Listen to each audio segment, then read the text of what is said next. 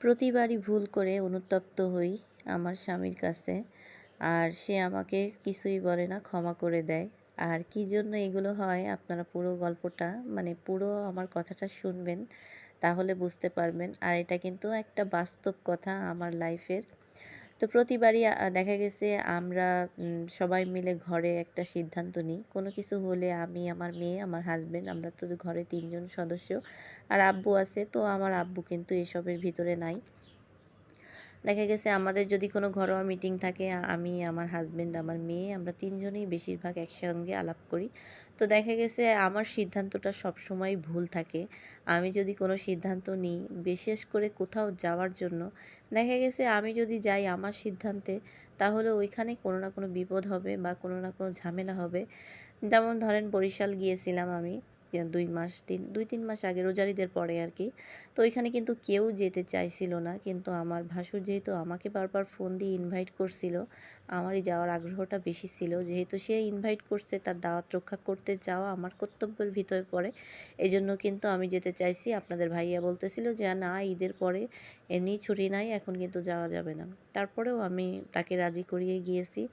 যাওয়ার পরে আমরা বরিশাল পর্যন্ত গেছি, একদম ভালো, কোনো সমস্যা নাই। কিন্তু একদম বাসার কাছে গিয়ে ওইখানে বৃষ্টি হয়েছিল ওইদিন। তা ওইদিন না, তার আগের দিন সম্ভবত বৃষ্টি হয়েছিল। তো একটা গাছ রেখে দিয়েছিল রাস্তার মাঝখানে। তো ওই গাছটা আর কি ওভারটেক করে যেতে গিয়ে আমাদের সামনের চাকাটা বাস্ট হয়ে যায়, ফেটে যায়। তো এই একটা গেল ক্ষতি। হ্যাঁ, তো ওইখানে আপনাদের ভাইয়া তো কী করবে, পরে আমাদের ড্রাইভার ভাই, আমির ভাই, সে হচ্ছে নামলো। আমরা যেহেতু সকালে রওনা দিয়েছিলাম ভোরবেলা, পথে শুধু নাস্তা করছি। আমাদের যেতে যেতে প্রায় ২টার মতো বাজছিল, ২টা কি ৩টা আমার মনে নাই, অনেক দিনের আগের ঘটনা। যাই হোক, তো ওইখানে যাওয়ার পরে চাকাটা নষ্ট হয়ে গেল। আপনাদের ভাইয়া কি করবে, তখন ওইখানে কাছে ধারে কোনো গ্যারেজও ছিল না। পরে আমির ভাই, আমাদের চাকা আরেকটা ছিল, সেটা লাগিয়েছে। তো ওইখানে গিয়ে আমার প্রায় ২০,০০০ টাকা খরচ।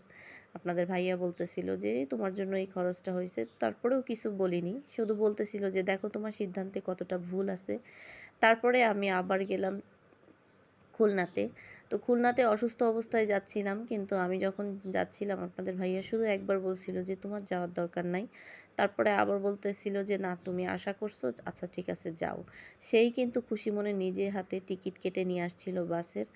আর সেই কিন্তু আমাকে আগায় দিয়ে আসছিল। তারপরেও আমি খুলনা গিয়ে এই যে অসুস্থ হইলাম, অসুস্থ তো আমি আগের থেকেই, একদিনে তো আর মানুষ অসুস্থ হয় না। তো ওইখানে গিয়েও কিন্তু আমি প্রচুর পরিমাণে অসুস্থ। আর সে কিন্তু কখনোই আমাকে কোথাও যেতে নিষেধ করে না, কারণ আমি ঢাকাতে সম্পূর্ণ একা থাকি। সারাদিন আমি একা একটা মানুষ থাকি। আমি কিন্তু কোথাও আড্ডাও দিই না বা কারোর সাথে তেমন মেলামেশা করি না। আমি একা থাকতেই, নিরিবিলি থাকতে পছন্দ করি।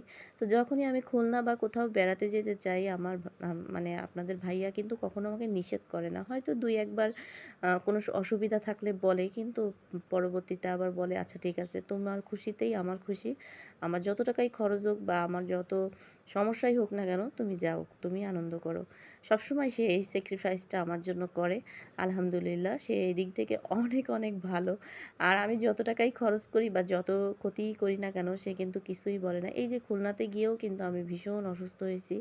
এখন আবার ঢাকাতে এসেও আমি অসুস্থ। তারপরে সেও কিন্তু অসুস্থ। তো সে কখনো কিছু বলে না। আর এইভাবে কিন্তু আমি বারবার ভুল করে আমি নিজেই অনুতপ্ত হই। তখন বলি যে আচ্ছা ঠিক আছে, এর পরবর্তীতে যখন কোনো সিদ্ধান্ত নিব কোনো বিষয়ে, তখন কিন্তু তোমারটাই আগে থাকবে। কিন্তু দেখা গেছে আমি কিন্তু আবার ভুলে যাই। আমি ভুলে গিয়ে আবার একই ভুলটা করি। আমি আমার সিদ্ধান্তেই অটল থাকি। সে যে যাই বলুক না কেন, আমার মন যা চাইবে আমি কিন্তু সেই কাজটাই আগে করি। কিন্তু আমি বরাবরই দেখেছি যে আমার মন যেটা চায় সেটা সবসময় সঠিক না। মাঝে মধ্যে ভুলও আছে আমার। একটা মানুষ ভুল ত্রুটি মিলিয়েই তো সে একটা মানুষ, বলেন তো? তো আমারও ভুল আছে। তখন আমি নিজেই অনুতপ্ত হই যে না, এই কাজটা আমার করা উচিত হয়নি। সবার কথা মানাটাই আমার জন্য ভালো ছিল। তো এইভাবেই কিন্তু আস্তে আস্তে আমাদের সবার জীবনটা আগাচ্ছে। আর আমি কিন্তু বরাবরই এরকম ভুল করে যাচ্ছি। তো কিছুই করার নেই। আপনাদের ভাইয়া সবসময় চায় যেন আমি আনন্দে থাকি, ভালো থাকি। আর ঢাকাতে যেহেতু একা থাকি, কোথাও যাওয়ার কথা শুনলে সে খুবই খুশি হয়। সে কখনোই আমাকে নিষেধ করে না। তো সবাইকে ভালো থাকবেন আর আমাদের জন্য দোয়া করবেন। আর এটা হচ্ছে আমার খুলনা থেকে ঢাকায় যাওয়ার একটা ভিডিও। রাত্রে যাচ্ছিলাম আমরা, আমি, আমার ভাগ্নি জামাই ছিল। তো সবাই ভালো থাকবেন। আল্লাহ হাফেজ।